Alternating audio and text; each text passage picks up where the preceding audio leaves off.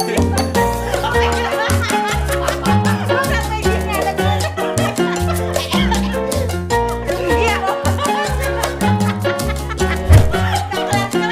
Kiki, apa kabar? Oh, baik banget, baik. By the way, ngomong-ngomong anak lo udah berapa tahun sekarang? Oh, udah 2 tahun. Oh, 2 tahun. Udah lama banget ya, terakhir kali ketemu di sini tahun berapa sih? Main ke rumah gua? Oh, tahun 2000 berapa ya, lupa. Gue udah lama banget pokoknya lah. Enggak, perasaan baru beberapa ini. Udah lama kali, udah lama. 2019 kayaknya deh terakhir-terakhir. Iya, terakhir waktu gue habis lahiran ya. Abis lahiran ya waktu itu ya?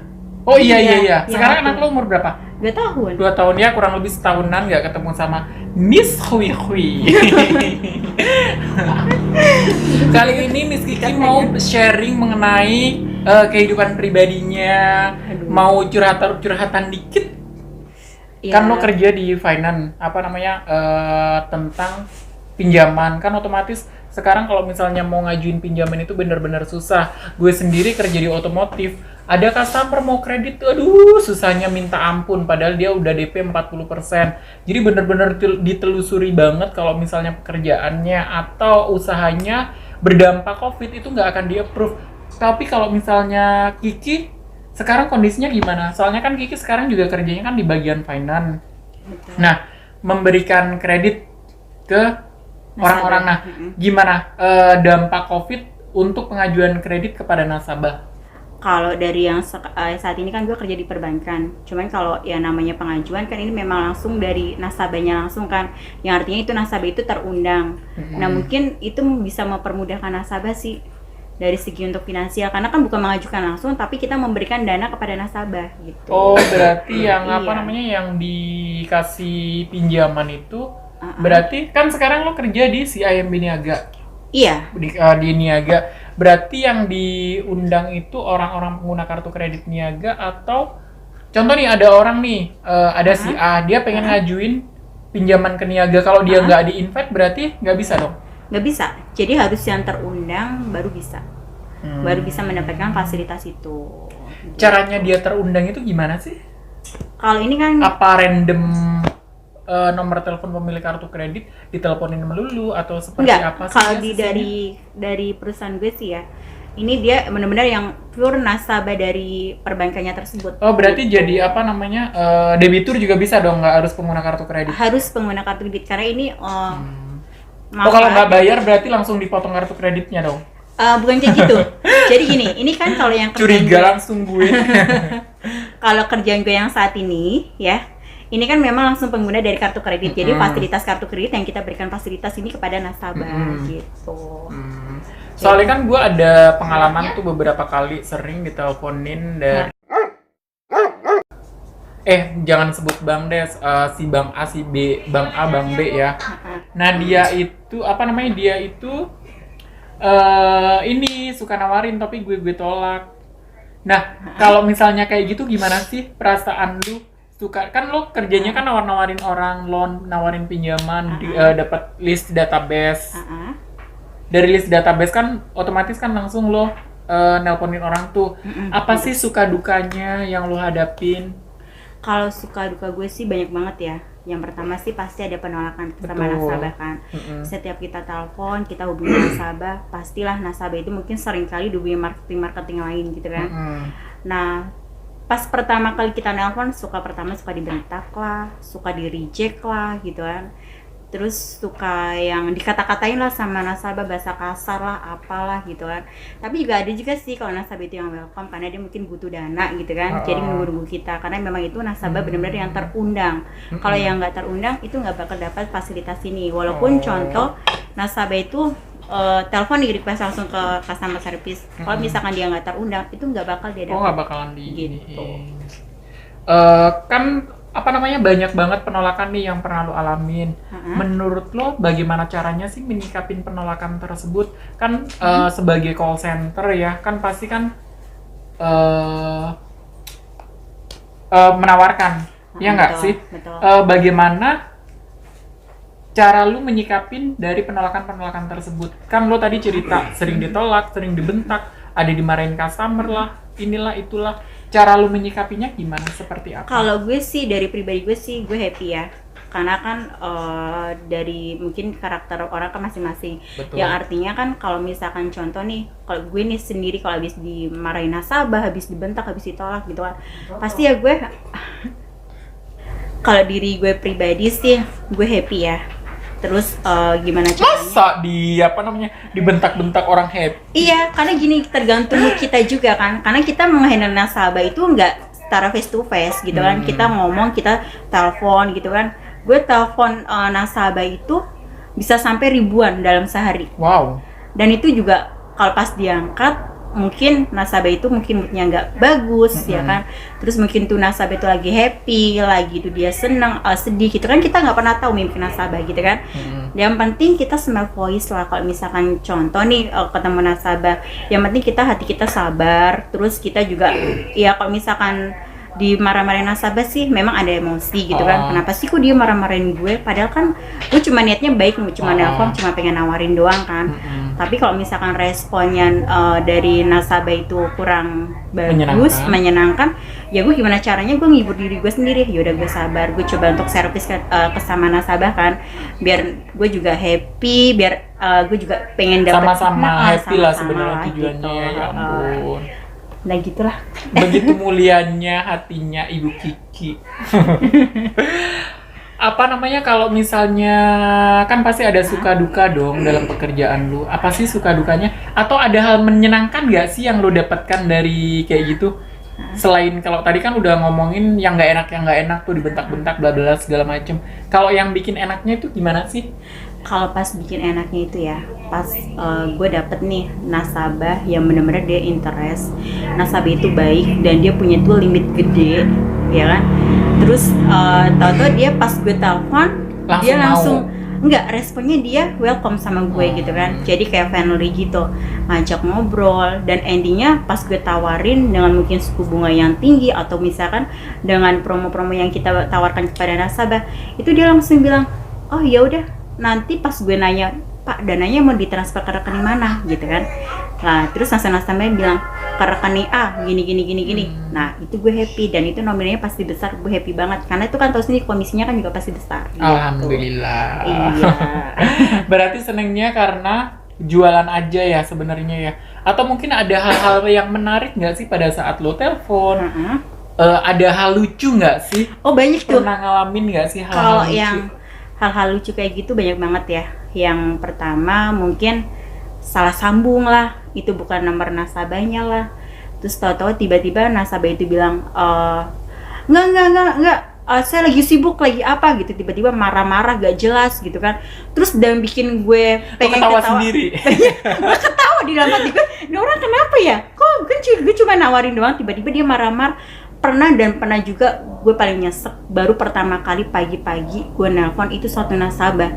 Gue telepon bilang, halo dengan bapak ini gitu kan. Nasabah itu bilang gini, lu ngata-ngatain yang kasar lah gitu kan, yang nggak pantas gitu. Mood gue sih ngerasa langsung down gitu kan, ngerasa kok tiba-tiba kayak giniin.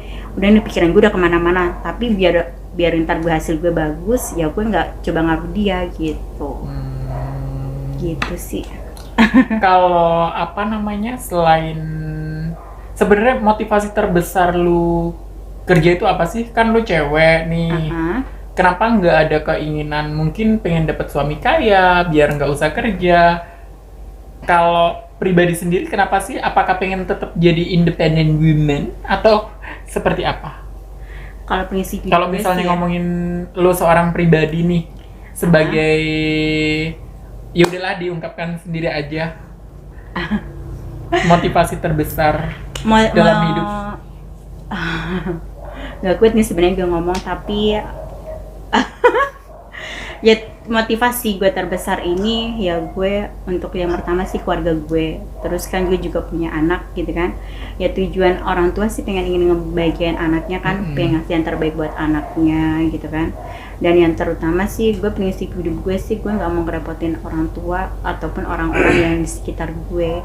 Intinya gue pengen nunjukin ke orang-orang lah bahwa gue bisa gitu. Kalau untuk motivasi selain ngebahagiain orang tua, kalau untuk dari cita-cita terdalam Kiki sendiri itu sebenarnya apa sih? Banyak Kalau boleh lah. tahu cita-cita terdalamnya, keinginan yang benar-benar pengen dicapai, apakah sudah tercapai ataukah belum? Kalau misalnya ngomongin Cita-cita ya. iya, kan semua orang-orang kan pasti punya cita-cita, pasti punya keinginan.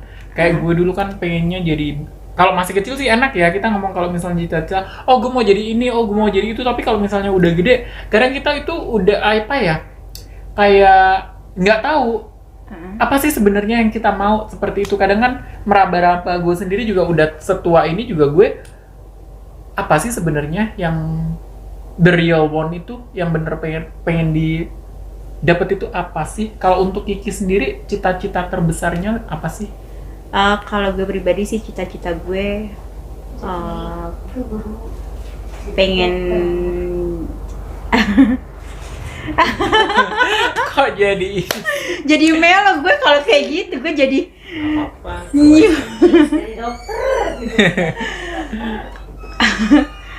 Aduh, gue nggak bisa ngomong deh kalau itu. Ya udah. Tapi untuk harapan ke depan, kalau untuk harapannya, Kalau harapan gue ke depan sih yang pengen gue harapin sih pengen jadi wanita yang lebih baik lagi lah dari yang sebelum-sebelumnya. emang sebelumnya nggak baik? Enggak juga sih, baik juga, cuman pengen lebih baik lagi dibandingin yang sudah-sudah gitu. Sebenarnya sih semua orang juga pasti pengen yang lebih baik. Betul. Cuman jangan membandingkan dengan orang lain sebenarnya. Iya. Membandingkan dengan diri sendiri. Ya itu yang lo maksud. Aku jadi sedih. Jadi sedih gue.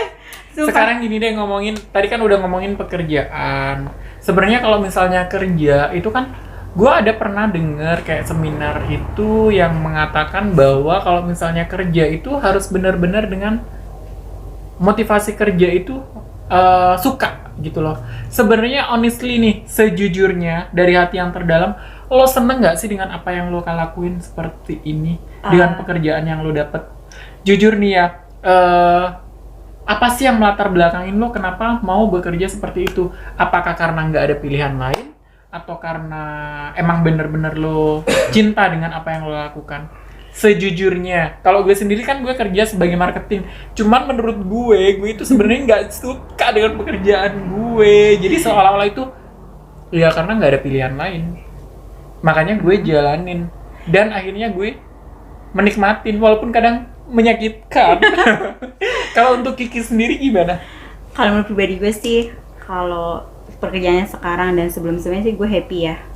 Karena kan kalau misalkan kita kerja dengan happy kan juga hasilnya lebih maksimal gitu kan. Dari dulu sih pas dari benar-benar keluar dari sekolah itu gue kerja di marketing. Ya, Lulus tahun berapa sih waktu itu? 2000 berapa? 2008 kalau nggak salah. 2008. Pertama lulus SMA berarti udah langsung kerja ya? Iya, langsung kerja terus di Waktu itu marketing. kerja di mana? Itu waktu itu di mall-mall gitu ya, kayak mall. 2008 itu bukan nih gue lo tahu, emang lo masuk di awal waktu kita kerja bareng tahun 2008 ya? enggak, 2009 gue kayaknya kan. Oh, 2009. Lulus Soalnya gue ke Jakarta tahun 2008 dan itu gue kerja di tereng. Pernah satu kerjaan gue sama Kiki ini. Jadi kerjaannya itu bener-bener sebenarnya apa ya? Kalau zaman dulu sih karena emang bener-bener susah ya. Susah Jadi cari kita kerja, bener-bener mulai dari nol banget. Jadi kalau misalnya ngomongin suka duka pekerjaan zaman dulu mas, sebenarnya sekarang banyak ya harus sukanya. Tapi gini, lebih banyak bersyukur. iya, Itu betul. yang gue dapat Betul. ya dari pengalaman sebelumnya. Iya. Ya. Kalau dari Kiki sendiri dari pengalaman tadi kan mau cerita nih, mau sharing nih mengenai apa namanya dari pertama lulus sekolah. Ya udah, next lanjutkan. Gue motong melulu. Jadi gini loh, kalau yang pas pertama kali gue lulus sekolah, gue kerja kebetulan jadi marketing. Dan itu marketingnya pun yang gue dapetin sih ekstrim ya, dibilang ekstrim sih sangat ekstrim, tapi itu mendidik. Sampai sekarang pun juga gue belajar dari yang pertama kali gue kerja gitu kan, dari segi untuk mental, dari segi untuk semuanya lah, dari keberanian kita ngomong. Dulu gue bener-bener nggak bisa ngomong, nggak bisa yang namanya ketemu orang tuh gue takut dan gue tuh malu lah gitu kan. Tapi semenjak gue kerja di situ berapa tahun ya, hampir kurang lebihnya 4 atau 5 tahun Wow, lupa lah. lumayan lama. Eh, Kalau gue sih dari 2008 sampai 2010 kalau di Jakarta. ya gue sampai ke luar kota lah, pernah lah itu ke kerja. Sama, Dan- gue juga ke Bandung, ke Banjarmasin, kemana-mana. Iya, sama lah. Pokoknya kan kerja kita cuma keliling mall kan, dari mall ke mall gitu. Dan Jam yang anehnya kerjanya lagi, non-stop, tahu aduh, nggak sih? nggak bisa Dari libur, jam nggak bisa 9 libur. dari jam 9 Gila. pagi sampai dengan jam 10 malam. Dari bisa mall libur. belum buka sampai mall tutup, ya Allah. Gila, Dulu gila, zaman gila. zaman bener-bener kita itu bener-bener bodoh banget, dibodohin Iya. banget. Ya Karena ampun. emang ya mau gimana lagi, nggak ada pilihan lain. Kalau Tapi misalnya nggak kerja ya mau gimana? iya emang. Ya udah jalanin aja, Tapi di situ tuh enak kita ya, nikmatin. nikmatin. Karena gitu. gini loh, apa namanya, kalau misalnya kita susah itu kita benar-benar menemukan temen gitu loh, sama kayak kita kan akhirnya jadinya lama. Iya. Beda sama orang-orang yang ada kebutuhan. Kadang kan somehow itu ada orang yang benar-benar maunya yang enak-enak doang. Ada sih beberapa teman gue juga kadang seperti itu. Next. Silakan melanjutkan. Gue motong melulu nggak sih? Enggak. Iya, terus ya dari marketing itu, terus gue sempet jadi SPG itu berapa tahun Di? gitu kan. Ya satu perusahaan lah ya Di S Hardware bukan sih, lupa gue. bukan di Mitra 10 Oh, ya. Mitra 10. Gue jadi SPG di Mitra 10 kurang lebihnya sekitar 3 tahunan. Lumayan lama ya? Habis itu kata adik gue bilang gini, lu kalau kerja di SPG Nggak ada karir. nggak ada karir. Dan Sebenarnya bukan nggak ada karir sih, lo waktu itu jadi staff atau dari brand sih di Mitra 10? itu dari brandnya ya langsung. Oh, sebenarnya kalau dari brand itu ada kok karir sebenarnya. Iya, tapi kan kalau misalkan gue Lama. lihat Apa lo dari outsourcingnya? enggak, kan langsung dari Brand apa sih? Ini sofa ya? Iya, Bukan. sofa di furniture gitu kan. Oh, Nah, bukannya dapat benyong ya, dutrenya ya, lumayan kalau jualan, bener gak sih? Tapi Pada itu- di awal. tapi sih itu kayak gimana ya? Gue ngelihat adik gue nih ya, kalau misalkan Sabtu Minggu libur, kalau di mall tau sendiri kan, liburnya pun Ya jarang. sebenarnya itu gitu pilihan kan. sih ya. Iya. Tapi kan kita juga kadang nggak bisa milih ya namanya. Tapi kalau gue rasa nih kerja di dinikmatin kayak aja. gitu cuman lingkungannya cuman itu doang gitu. Jadi gue kesannya kayak gimana ya, kalau misalkan dulu kan yang kerja di lama kan mungkin banyak ketemu orang dan kita juga kerjanya seminggu di mall Di store ini satu, ya kan gini. ah. Kalau ini kan monoton di situ-situ aja gitu kan, dan orangnya juga kayaknya kayak gitu-gitu aja gitu. Nah, terus Maksudnya gue kayak gitu-gitu aja? Pengunjungnya berarti ya? bukan Nggak pengunjungnya, beraneka ragam? maksudnya dari lingkungan kerjanya, Oh, lingkungan kerjanya juga kan kurang. Oh, lo ngerasa kalau lingkungan kerja lo berarti nggak bisa nge-push lo buat lebih maju lagi seperti itu? Iya, Lo karena kan ngerasanya? dari lingkungannya juga seperti itu kan, jadi kurang gitu menurut gue. Terus adik gue bilang, yaudah lu kerja aja di gini, di telemarketing gitu-gitu. Gue coba, terus akhirnya gue inget banget, dan itu di suatu perusahaan adalah gitu ya di Kuningan. Terus gue coba belajar dari situ, gue inget banget itu dari nggak bisa gue ngomong sama nasabah lewat telepon, gue Lama-lama jadi diajarin bisa. sama almarhum manajer gue. Dan itu bener-bener guru banget ya menurut gue. Karena apa, dari gue nggak bisa ngomong, gue dari cara ngomong halu ke nasabah pun gue takut. Sampai gue telepon diangkat sama nasabah, gue udah ketakutan duluan karena gue mau ngomong apa gitu kan. Memang basic gue kan nggak di situ. Emang gue marketing tapi basic gue nggak di situ. Ternyata manajer gue bilang gitu kan, lu harus bisa, lu tuh harus punya kemauan, harus punya keberanian untuk ngomong sama nasabah. Kalau misalkan lu cuma itu aja, lu nggak bakal dapet duit. Sebenarnya sih bukan nggak bisa ngomong kali ya, lebih ke Cuma- malu kali iya, ya. malu dan takut. Soalnya gitu. kadang gue juga ngerasa kayak Iya. gitu. Jadi kalau Iya, takutnya apa ya, gini loh. mau nawarin aja udah malu duluan. Iya, takutnya gini kayak suaranya sebenarnya gitu bukan kan. takut ditolak Oh, sih ya, gitu. apa ya, cuman kadang ngerasa aduh nggak tahu deh, Iya. namanya perasaan. Terus almarhum manajer gue itu dia ngasih arahan Wejangan. ke gue gitu kan, dan dia ngasih semangat. Dan gue ingat banget waktu gue pas kerja di situ, ya ampun, gue belum dapet gaji, belum dapet apa, handphone gue hilang. Itu belum dapet gaji, handphone gue hilang. Dan di situ juga itu manajer gue, dia mau langsung ngeluarin gue. Aduh, sedih banget ya, pokoknya harus ngeluarin. Dia ngebentak-bentak gue kan dengan Terus? respon yang aneh-aneh gitu kan. Dia ngomongnya bahasa kasar lah, inilah itulah gitu.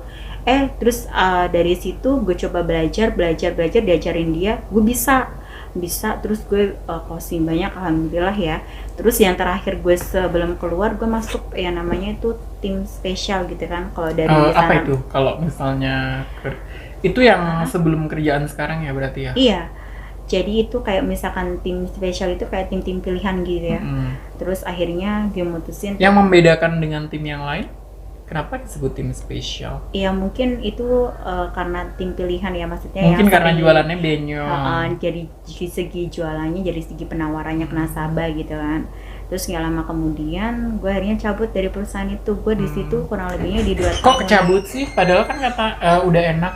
Motivasinya keluar Karena gue di situ pengen cari yang lebih baik. pengen cari yang lebih baik. Pasti yang lah pertama, ya. yang pertama. Pekerjaan yang terakhir pasti pekerjaan yang terbaik. Bener Iya. nggak sih? Terus akhirnya Kalau nggak terbaik nggak mungkin. terus akhirnya gue mutusin untuk yaudah gue cabut dari perusahaan itu. Gue lari yang saat ini, perusahaan yang saat ini gue bekerja, dan alhamdulillah sampai sekarang pun yang kemarin juga ada pengurangan karyawan sampai ratusan, gue salah satunya jadi karyawannya terbaik karena gue nggak dikeluarin dari perusahaan itu. Gitu. Sampai dengan sekarang nih, pencapaian terbesar lu apa sih selama lu bekerja yang benar-benar membuat lu happy? Apakah sudah tercapai ataukah lagi mencari atau seperti apa kalau menurut lo? Secara pribadi nih, gue nanya secara pribadi, lo udah capek belum sih goals yang lo? Kalau goals kayak gitu kan gue pengen capeknya yang lebih maksimal. Kalau misalkan kerja gue sih mungkin secara ini, yang saat ini sih belum terlalu maksimal ya. Tapi kalau misalkan untuk hasil kan pengen cari yang terbaik gitu. Jadi bocor nih. Bocor bu, suaranya bu. Pakai headset bu. Ya, Coba dong ngomong lebar. Pencapaian kalau yang udah lo dapet, pencapaian terbesar lo apa sih selama lo bekerja?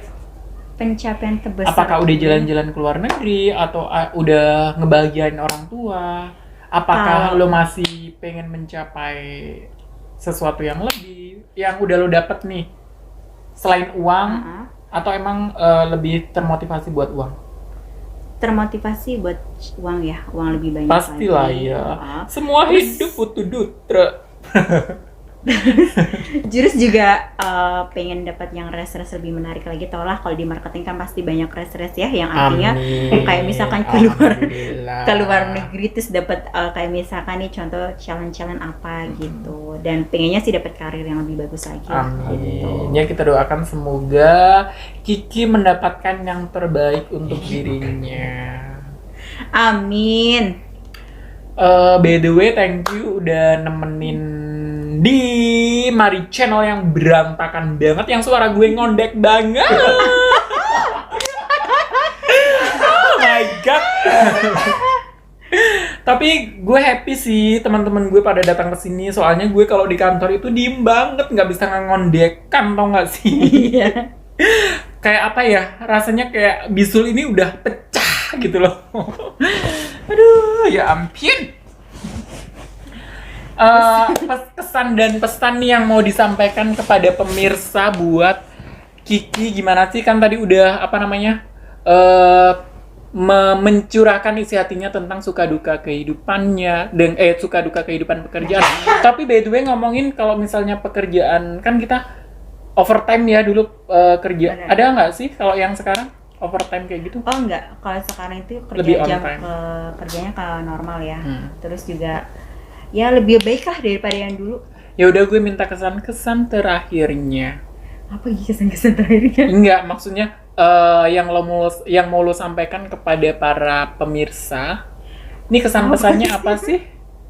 Enggak, dari pengalaman lo selama ini, lo kan kerja kan tadi ada suka dukanya seperti ini. Jadi mungkin siapa tahu ada temen-temen marketing lo, temen satu kantor atau temen zaman kerja dulu. Lo apa sih yang lo mau sampaikan? Apa ya? Ya mungkin lo mau menyampaikan jangan menyerah. atau apa namanya ya, selalu disyukuri ya. Kalau kata Syahrini ya, insya Allah. Kamera banget kayaknya ya. Kesan dan pesan nih yang mau lo sampaikan kepada para netizen yang budiman. Kalau pesan dan kesan gue sih, jadilah wanita yang lebih baik lagi. Dan terus? tentunya jangan patah semangat ya untuk mencari uang lah gitu. Ya, uang lagi. Iya kan, Tapi kalau jadi misalnya kita- namanya juga segini loh, segini. Saat ini kan memang uang bukan segalanya, tapi segalanya kan butuh uang. gitu. Betul. Emang uang bukan segalanya, tapi segalanya butuh uang. Itulah pesan terakhir dari saudari Kiki Oktaviani, salah satu temen gue dulu kerja di AWA. Ya Allah. Aduh, gue ada Miss Merinces yang nggak mau diinterview. Karena dia melong. Secara suka hore-hore.